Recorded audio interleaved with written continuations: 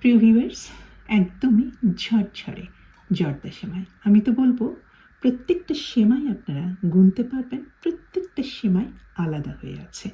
কিভাবে এই রকমই জর্দা সেমাই রান্না করতে পারবেন একবার না প্রতিবার, সেই টিপস সহই আজকে রেসিপিটা আমি আপনাদের সাথে শেয়ার করছি। জর্দা সেমাইটা আমি রান্না করব গুড় দিয়ে। খেজুরের গুড় হলে সবচেয়ে ভালো হয়।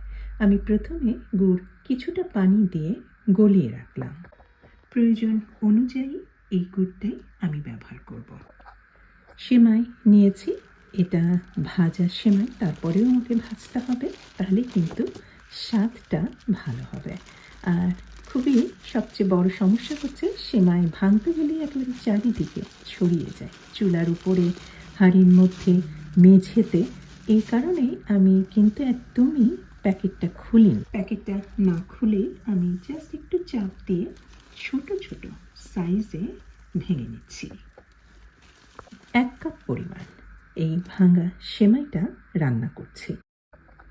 আমি এখানটায় জাস্ট 2 টেবিল চামচের মতোই নর্মাল তেল দিয়েছি, তবে অবশ্যই কিন্তু আপনারা ঘি ব্যবহার করবেন, এতে ফ্লেভারটা আরও ভালো আসবে।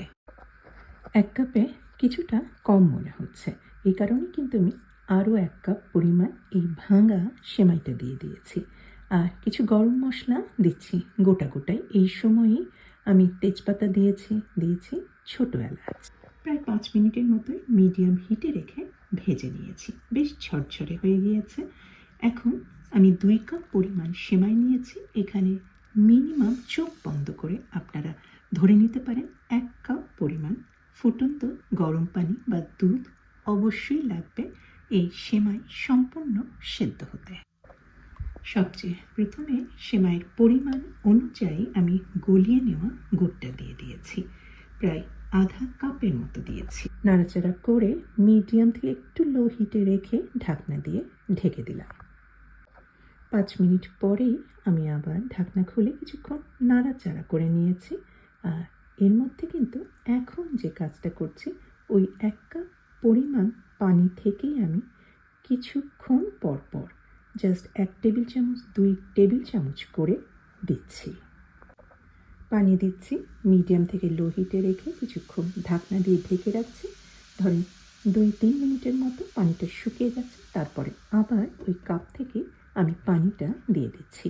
এভাবেই দেখবেন, এই প্রসেসটাই যদি আপনারা বা এই কৌশলটা যদি আপনারা একদম ফলো করেন, দেখবেন কিছুক্ষণ পর পর মিডিয়াম হিটে রেখে একটু একটু করে পানি দিয়ে, মানে একটু একটু করে পানি খাওয়াচ্ছি আমি সেমাইকে, তাহলে দেখবেন সেমাই, আপনি কয়টা সেমাই রান্না করেছেন প্রত্যেকটা সেমাই আপনি গুনতে পারবেন, এত ঝরঝরে হবে। বলে আপনারা পানির বদলে দুধ দিয়েও কিন্তু সেমাইটা রান্না করতে পারেন।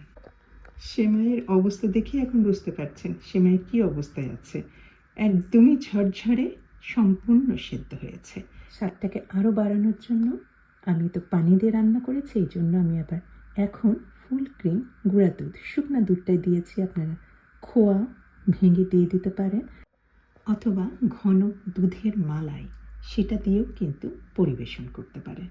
আমি দিয়েছি এখানটায় কিছু বেদানার দানা, দেখতেও অপূর্ব সুন্দর লাগছে, খেতেও কিন্তু দারুণ মজা। ইচ্ছা করলে রান্নার শেষ পর্যায়ে আপনারা গোলাপ জল অথবা কেওড়া জল কিছুটা ছড়িয়ে পরিবেশন করতে পারেন। এই ঈদে এই সেমাই তৈরি করে সবাইকে চমকে দেয়, কীভাবে এত ঝরঝরে সেমাই রান্না করা যায়। আজকে এই পর্যন্তই, সবাই ভালো থাকবেন। আল্লাহ হাফিজ।